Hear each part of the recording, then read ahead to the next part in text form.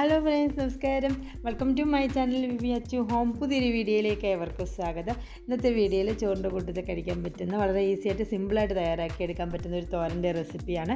ഉണ്ടാക്കുന്നത് എങ്ങനെയാണെന്ന് നോക്കാം. ഒരു പാനിലേക്ക് 2 ടേബിൾ സ്പൂൺ കുക്കിംഗ് ഓയിൽ ചേർത്ത് കൊടുത്ത് ഓയിലൊന്ന് ചൂടായി കഴിയുമ്പോൾ 1/4 ടീസ്പൂൺ കടുക് ഇട്ട് കൊടുക്കുക. കടുക് ഒന്ന് പൊട്ടി കഴിയുമ്പോഴത്തേക്കും ഒരു 1/2 ടീസ്പൂൺ ജീരകം ചേർത്ത് കൊടുത്ത് ജീരകം ഒന്ന് മൂത്ത് കഴിയുമ്പോൾ 2 വറ്റൽമുളക് മുറിച്ചിട്ടത് ചേർത്ത് കൊടുത്ത് അല്പം കറിവേപ്പിലയും കൂടി ഇട്ട് കൊടുത്ത് ഇവയെല്ലാം ഒന്ന് മൂപ്പിച്ചെടുക്കുക.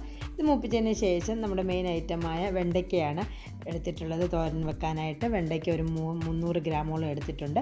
വെണ്ടയ്ക്ക നല്ലതുപോലെ കഴുകി വൃത്തിയാക്കി വെണ്ടയ്ക്കയുടെ മേളത്തെ വെള്ളമെല്ലാം തുടച്ച് കളഞ്ഞതിന് ശേഷം മാത്രം വെണ്ടയ്ക്ക കട്ട് ചെയ്തെടുക്കുക. അങ്ങനെ ചെയ്താൽ വെണ്ടയ്ക്ക തോരനോ മെഴുക്കുവരട്ടിയോ ഉണ്ടാക്കുമ്പോൾ കുഴഞ്ഞു പിടിക്കത്തില്ല.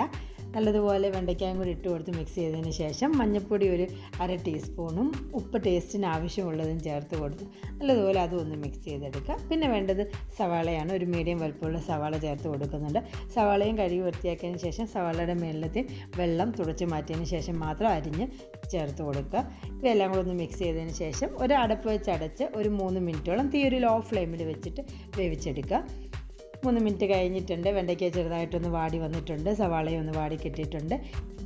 ഒരു 2 മിനിറ്റോളം ഇതൊന്ന് നല്ലപോലെ വഴറ്റിയെടുക്കുക. തീ ഒരു മീഡിയം ഫ്ലെയിമിൽ വെച്ച് വഴറ്റിയതിന് ശേഷം ഒരു 3/4 കപ്പോളം തേങ്ങ തിരുമ്മിയത് ചേർത്ത് കൊടുക്കുന്നുണ്ട്. പിന്നെ ചേർത്ത് കൊടുക്കേണ്ടത് വറ്റൽമുളക് ചതച്ചതാണ്. 1 ടീസ്പൂണോളം വറ്റൽമുളക് ചതച്ചതും കൂടെ ചേർത്ത് കൊടുത്ത് നല്ലതുപോലെ തേങ്ങായും ഒന്ന് മിക്സ് ചെയ്ത് തേങ്ങയുടെ പച്ച ടേസ്റ്റൊക്കെ മാറുന്നിടം വരെ വഴറ്റിയെടുക്കുക. തോരൻ റെഡി ആയിട്ടുണ്ട്. എല്ലാവരും ഉണ്ടാക്കി നോക്കുക. എൻ്റെ വീഡിയോ ആദ്യമായിട്ടാണ് കാണുന്നതെങ്കിൽ സബ്സ്ക്രൈബ് ചെയ്യുക, ലൈക്ക് ചെയ്യുക, ഷെയർ ചെയ്യുക. Thank you for watching my video. By.